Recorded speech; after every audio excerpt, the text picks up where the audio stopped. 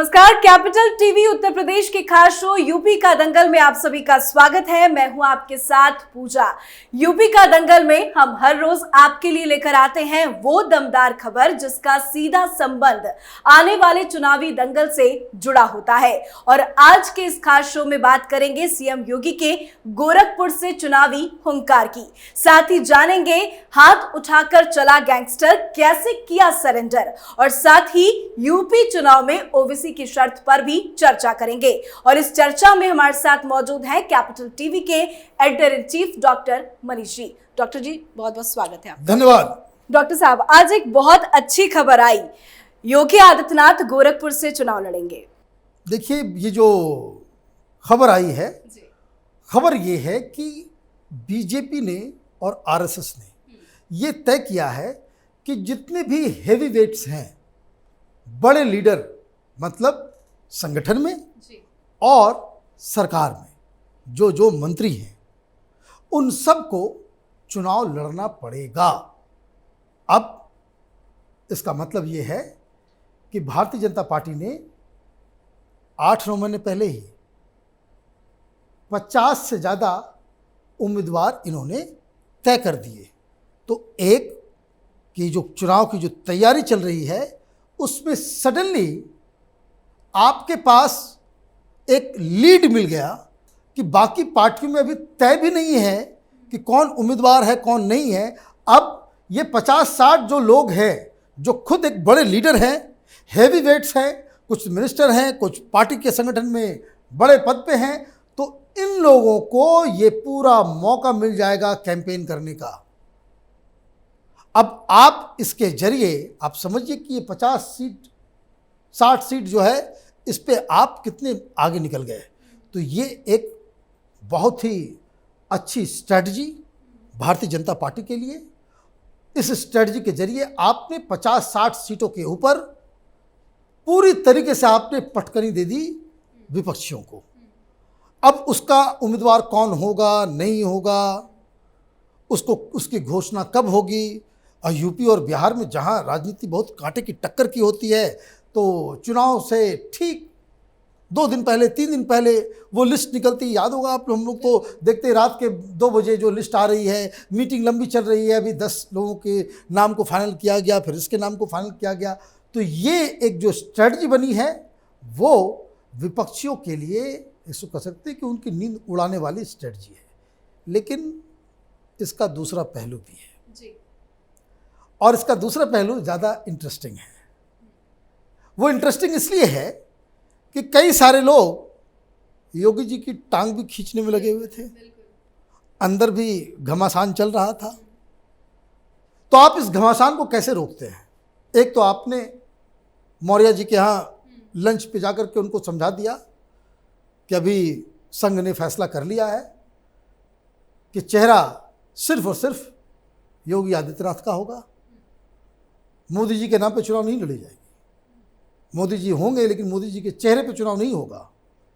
ये संघ का फैसला आ गया, भारतीय जनता पार्टी ने इसे स्वीकार भी कर लिया। तो जो लोग उपद्रवी थे पार्टी के अंदर, तो उसमें बहुत सारे मंत्रियों का नाम था, बहुत सारे संगठन के बड़े बड़े लीडर का नाम था। अब आपने क्या किया? आपने ये किया कि उनको कह दिया, भाई आपको भी चुनाव लड़ना है। अब जब चुनाव लड़ने के लिए आपको कह दिया जाएगा, तो आप क्या करेंगे? आप इंगेज हो जाएंगे, क्योंकि भारतीय जनता पार्टी उस हिसाब से चलती है, जो कार्य प्रणाली है आरएसएस और भारतीय जनता पार्टी का। अगर आपके बारे में ये तय कर दिया जाता है कि ये आप इस कंस्टिट्यूएंसी से उम्मीदवार हैं, तो वहाँ संगठन, वहाँ आरएसएस और तमाम तरह की जो अलग अलग जो शाखाएं हैं आरएसएस से जुड़ी हुई, उसके वो अपना प्लान बनाते हैं, उसके मुताबिक आपको एक्ट करना पड़ेगा, अपने मन से नहीं जी। तो वो एक तरह से आपने क्या किया कि जितने ये सारे जो कह सकते हैं कि विस्फोटक पदार्थ थे पार्टी के अंदर, जो हार्म कर सकते थे, उनको आपने इंगेज कर दिया।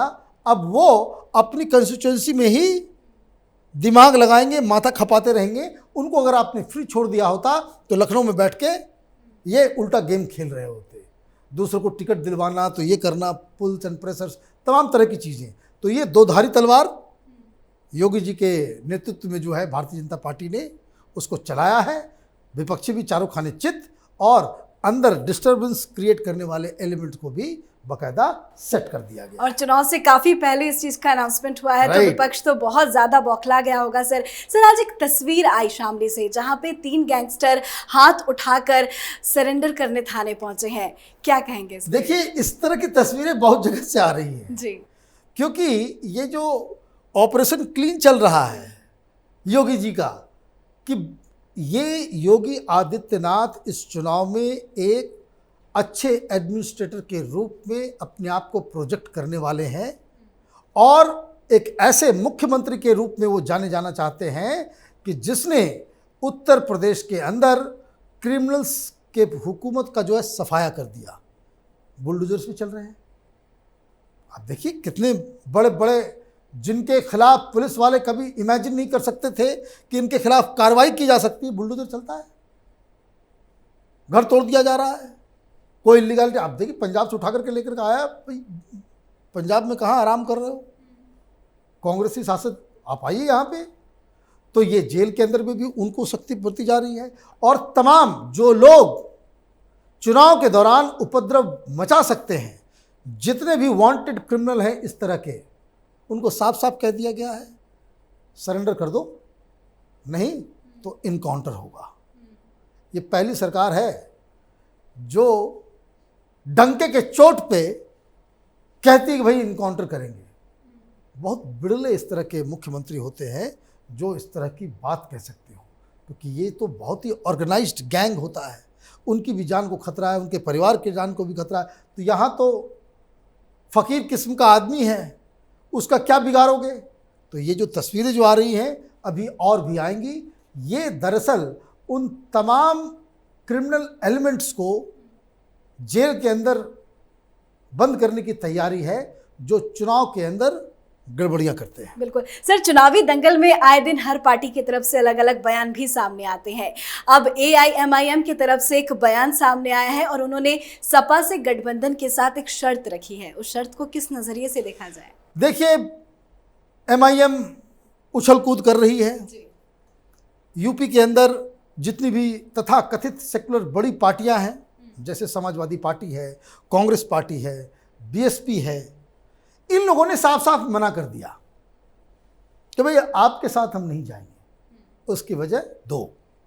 पहली वजह यह है कि MIM के जो चीफ है ओवैसी साहब, वो एक तो यूपी से है नहीं, और यूपी के अंदर 2 बड़े बड़े मसलक का केंद्र भी है, एक देवबंद है और दूसरा बरेलवियों का है। वहाँ पे बड़े बड़े उलमा बैठे हुए होते हैं, वो लोग वोट को मूव करते हैं, उनके हाथ में सारे मदरसे हैं, उनके हाथ में सारी मस्जिदें हैं, वहाँ उनके लोग। तो एक ऐसा शख्स जो बाहर से आ रहा है, मुसलमानों का नेता बन जाए, ये मुस्लिम रहनुमा जो यूपी के अंदर में हैं बड़े बड़े, वो नहीं चाहते। और ये साफ वार्निंग आप देखेंगे कि बहुत सारे मौलवी मौलानाओं का बाइट आएगा, वो साफ साफ एक तरफ से वो ओवैसी के खिलाफ जो है वो बोलेंगे। वो किस लिए बोलेंगे कि कोई थर्ड आदमी ना आ जाए कि कल आपने जरा सा उसको पैर रखने की जगह दी। ये आदमी तो बड़ा राफ साफ बोलता है, पढ़ा लिखा है ओवैसी, कहीं यूथ के दिमाग में इसने अपनी जगह बना ली, इनकी राजनीति, इनकी दुकान बंद हो जाएगी, फिर कहाँ से आएगा लिफाफा, कहाँ से आएगा पैसा। ये मौलवी मौलाना तो पैसे लेकर के वोट का धंधा करते हैं। अब जब कोई लीडर आ जाएगा तब तो इनकी दुकान बंद हो जाएगी। तो ये खास करके इन लोगों को, सारी पार्टी को कह दिया गया है कि भाई इनके साथ कोई रिश्ता नहीं। अब ये खबर आई थी कि भाई मौलवियों के साथ जूम मीटिंग कर रही है प्रियंका वाड्रा। इसी तरीके से चोरी चोरी चुपके अखिलेश यादव भी कर रहे हैं। मायावती, अभी तक उस तरह से कोई खबर आई नहीं है, लेकिन वो भी कोशिश करेंगी। तो सारी सेकुलर पार्टियां जो है वो उस हिसाब में रहती हैं। तो एक वजह ये है कि सारे लोगों ने उनको दुत्कार दिया ओवैसी को। दूसरी वजह जो है कि ओवैसी से क्यों सब लोग दूरी रखना चाहते हैं, वो इसलिए कि ओवैसी का इमेज जो एक हार्डकोर मुस्लिम लीडर की है। जैसे ही आप उसके साथ आप आएंगे तो मालूम चलेगा कि भारतीय जनता पार्टी के हाथ में आपने एक टूल दे दिया, एक हथियार दे दिया, जिससे वो आपके ऊपर मुस्लिम अपीजमेंट का आरोप लगा सकते हैं। और इसलिए सारे लोगों ने उसको धुतकार दिया है, उसको दूरी रखना चाहते हैं। अब ओवैसी साहब ने तो कह दिया कि वो चुनाव लड़ेंगे, अब कोई गठबंधन करना नहीं चाहता, और ये भी जान रहे हैं कि ज़्यादातर मुस्लिम वोटर्स जो हैं इस बार उस समाजवादी पार्टी को वोट देंगे, तो उन्होंने समाजवादी पार्टी के ऊपर हमला किया। क्या हमला किया? उन्होंने कहा कि भाई मुस्लिम वोट तो तुमको चाहिए, मुस्लिम वोट तुमको मिलेंगे भी, लेकिन पहले ये आप घोषणा कर दो कि मुख्यमंत्री अखिलेश यादव होगा तो एक डिप्टी चीफ मिनिस्टर मुसलमान होगा। अब ये शर्त ऐसी है कि जिसका जवाब समाजवादी पार्टी को देना पड़ेगा। इसका जवाब भी बहुत ही सिंपल है। समाजवादी पार्टी कहेगी कि मैं आपसे गठबंधन करना नहीं, इसलिए इस शर्त की कोई माने मतलब नहीं है। लेकिन ये एक ऐसा सवाल है जिसको लेकर के ओवैसी साहब पूरे यूपी में घूमेंगे और ये कहेंगे कि ये लोग मुसलमानों को अब तक बेवकूफ़ बनाते आए हैं। सेकुलरिज्म के नाम पे बीजेपी का डर दिखा करके ये लोग आपके वोट को तो लेते हैं, लेकिन सत्ता में हिस्सेदारी नहीं देना चाहते। तो कब तक इनकी गुलामी की जाए, ये इनका आर्गुमेंट होगा। तो राजनीतिक माने हिसाब से दोनों अपनी अपनी जगह पे सही हैं। मुस्लिम वोट का खेल है। तमाम सेकुलर पार्टियां, अभी तो ओवैसी साहब ने समाजवादी पार्टी के ऊपर कहा है, अभी धीरे धीरे आप देखेंगे कि बहुत सारी पार्टियों के साथ ये इस तरह का पुल्स एंड प्रेशर, ये सारा चीज़ चलेगा। मुस्लिम वोट यूपी में बड़ा इंपॉर्टेंट है। किसके लिए? जो सबसे बड़ा चैलेंजर होगा, और मुस्लिम वोट जिसके पास पूरी तरीके से जाएगा वही योगी जी को चैलेंज करने की पोजीशन में होगा। चलिए, यूपी के सियासी दंगल को समझाने के लिए बहुत बहुत शुक्रिया। धन्यवाद। तो यूपी में साल 2022 में विधानसभा चुनाव होने वाले हैं और इसकी तैयारी सभी पार्टियों ने युद्ध स्तर पर शुरू कर दी है। हर नेता और कार्यकर्ता अपना पूरा दम पार्टी को जिताने में झोंक रहा है। हर कोई अपने एजेंडे के साथ आगे बढ़ रहा है, पर देखने वाली बात होगी कि इस चुनावी दंगल में किसके एजेंडे पर मुहर लगती है और किसका एजेंडा फ्लॉप होता है। जो जीतेगा प्रदेश, उसी का तो होगा पूरा देश। आज के इस खास शो में बस इतना ही, पर उत्तर प्रदेश के चुनाव से जुड़ी हर बड़ी खबरों के लिए देखते रहिए यूपी का दंगल। नमस्कार। 2 साल पहले शुरू हुई एक मुहिम, मीडिया में एक नया आंदोलन, शपथ झूठ को बेनकाब करने की, संकल्प सच को आप तक पहुंचाने का, और इस क्रांति को मिला आपका साथ।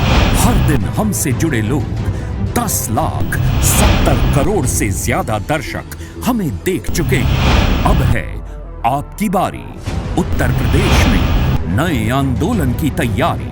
आपका कैपिटल टीवी अब और स्पेशल और fresh. Capital TV Uttar Pradesh.